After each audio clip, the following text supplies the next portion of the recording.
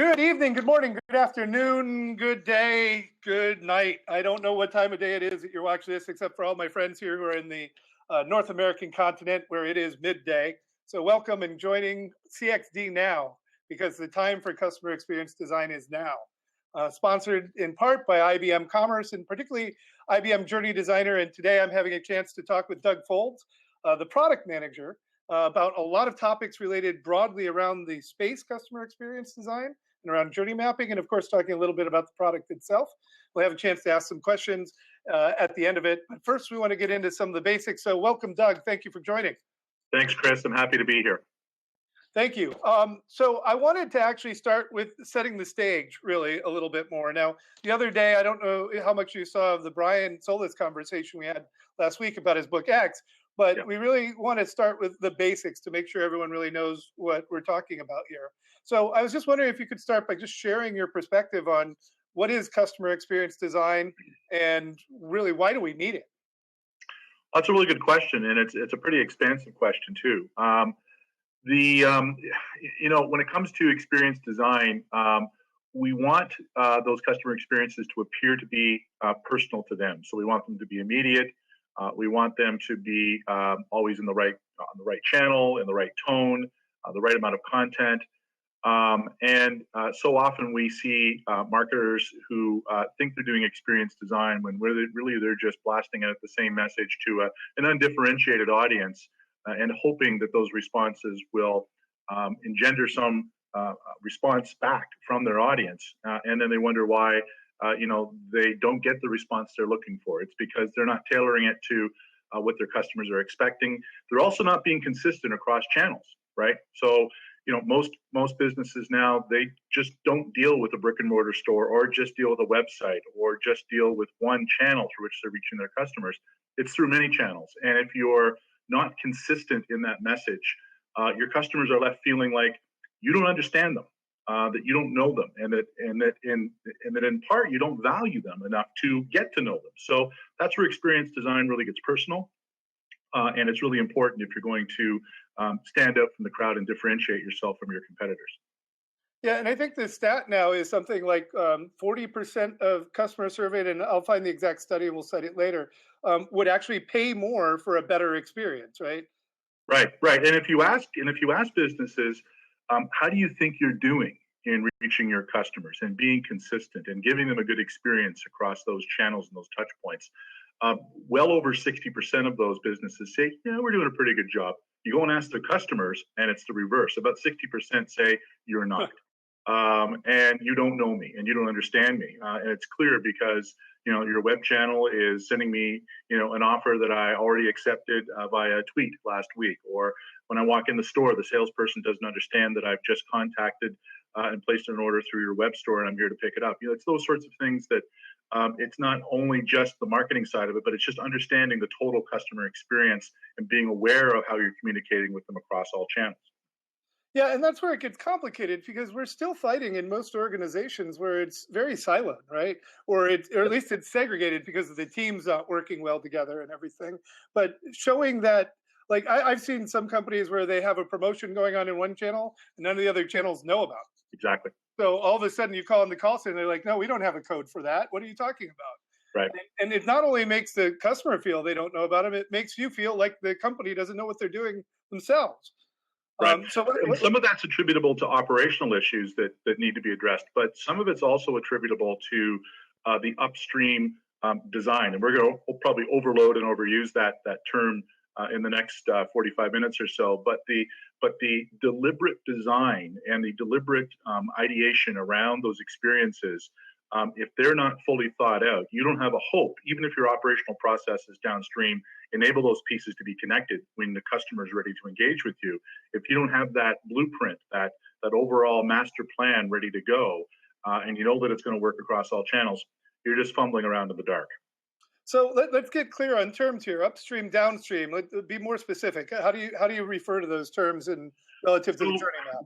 Yeah, so those are just my backhanded ways of saying that the marketing teams we typically see and talk to are focused on the downstream activities, which is get the asset built, get it in market, get it activated, get it out there, right? So it's the It's the build and blast, right? Gotcha. Upstream is more of the thinking, the collaboration, the planning as a team in terms of how you're going to go about executing that strategy, that go-to-market strategy for whatever it is you're trying to do. If you're trying to build awareness for a webinar, if you're trying to launch a new product, if you're trying to reach a new audience or retarget or reacquire an audience that's gone quiet, it's that design that teams often overlook or take for granted, that they can just skip straight to let's just dive into the tool, whatever tool we're using to connect with that audience, whether it's Shoutlet or whether it's one of the many marketing automation suites. Right? Dive in and build. And by the time you've done that, you really don't know really what you're doing or why you're doing. All you know is you need to do it. And we want to ask our customers, at least our IBM customers who use our marketing solutions, to think more about what they're doing and why they're doing it, and be more deliberate. And knowing that you still need to do the build and you still need to do the execution of those campaigns, but carve out enough time to think about what you're doing and to collaborate on them, so that you're setting yourself up for success when you reach that downstream phase. Yeah, so this is something I've been harping on for a while, and actually, and Brian mentioned this a lot, and as I've been doing more reading, because I've been building resources around this whole series as well, so we can do better education for people. Holistic seems to be a term that's coming up a lot more now, whereas 10 years ago, people were like, what are you, a hippie with like crystals or something, right? So, but that's really what you're talking about there, is that we have to think about the pre-planning, the planning, and the execution fully. And across all these different journeys through touch points, it's incredibly complicated. So it seems to me, as we were talking before, that the real challenge in here is how to get everyone on the same page. And that's really what we're starting with, right? Right. So, we're starting to realize through talking to the marketing teams that help us with the design of our marketing offerings themselves. So it's kind of a very symbiotic relationship that we have with the sponsor users that IBM has in its stable of customers who really help us with the design right from the start. We really have been trying to understand how marketing teams really work. Where that collaboration most needs to happen, and then in turn how to enable that collaboration to happen so that you can have effective customer experience design, and you can have a hope of designing and building something that everybody can buy into, that everybody understands what it is. Teams are doing this today. They've been doing this for a long time. And this isn't a new concept. Visio or PowerPoint or a whiteboard or the back of a napkin. Those campaigns are sketched out, and flows are sketched out in terms of how you're going to reach this customer through this touch point and that customer through that channel. But those are often done asynchronously, if you will. They're often done in a way that is offline or doesn't involve all the team all the time. And so when you move that process online and make it digital and enable teams to collaborate around a virtual whiteboard, you have I think a better opportunity of success, a better opportunity of getting new ideas out sooner, and then a better opportunity to design those experiences that really do resonate with your customers. So I just want to synthesize a little bit, because I'm starting to try to pull this all together now. So it seems like kind of I've got another 3C, and you'll find I like doing alliteration a lot. It's just kind of a thing that I have a problem with. But it's competency, collaboration, and consistency that leads to essentially success. And I think that's a really important part of it. And I want to go ahead and JS, I'll answer, or I'll get to your question here in a minute. But there's one other thing that I think is really important. I just wanted to hit on this with relative to the empathy. So in that planning process, when you're actually doing that sort of upstream planning, if you will, before you get to this point of thinking about the campaign, what sort of effort is being made to better understand the customers and actually think about helping them be successful, instead of thinking about driving a 2% click-through rate or whatever it might be on the metrics that we're being measured on? Right. Well, and metrics are an interesting thing. Too often we forget that there's actually real people behind those numbers, and we try to remember that there are real customers behind those numbers. And one of the ways we do that is by creating personas that come from empathy maps. So at IBM, we've embraced a concept called design thinking. In a large part, that is all about developing empathy for your customers, for the people you're trying to reach. And if you empathize with your customers, you start to understand what they're thinking and what they're feeling and what they're saying to others and how they're reacting to your message. And you do that by understanding who it is, your target audiences you're trying to reach, that market segment of that audience, and then understanding what makes them tick, and doing that very methodically and deliberately so that you can craft a message that resonates with them. And so you hopefully see that reflected in the metrics that you eventually do collect in terms of whatever it is that you're putting in market. But certainly being able to empathize with your customers is something that you would think that we would have had discovered that long ago, and maybe we're just rediscovering it now. But it certainly pays dividends if you understand that customers who deal with you through your say if you've got an app on a mobile phone, if you realize that most customers don't actually click through on a message, but they do use a promo code that pops up on the screen if they allow messages. Well, that's a good that tells you that they're busy, but they're paying attention, right? And so maybe you should keep doing that. It's those little things that really can make the difference if you are able to understand how your customers are thinking, what they're feeling, how they're talking to others about your product, and so on.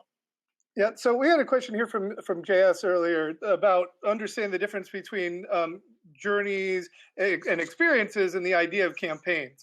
And so I was just wondering if you might be able to put those two in context for him to help him understand how they relate. That's a really, really good question. And we often slip into, as marketers ourselves and as teams, and certainly my team at IBM that's building marketing solutions, we often slip back and forth into, referring to customer experiences and journeys as campaigns because we like to map the old to the new, right? We want to reference, journeys and experiences are kind of like campaigns, but they're not.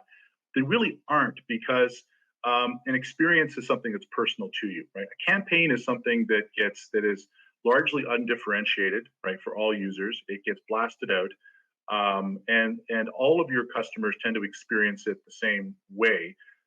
Which, if you're sending it to an undifferentiated audience, might only appeal to a very small number of them. It might only appear to be personal to just a few of them.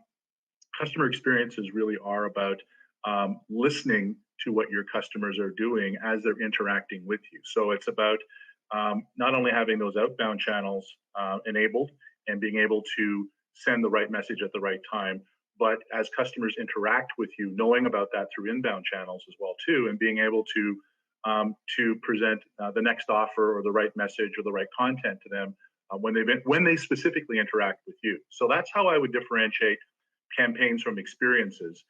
They can largely be set up and run the same way. It's just the thought process and the logic and the, lack of a better word, the modeling that goes into it that allows you to use the automation you've already got, use the software solutions you've already got more effectively to appear to be more personal and deliberate in those interactions with your customers. I hope that answers the question. That's a long-winded answer to a short but very difficult question. No, and it is, and it gets all into the nuance again. If I would have answered, I just would have said, well, campaigns are parts of journeys, and I think that's a simple way of looking at it, but definitely more breadth there.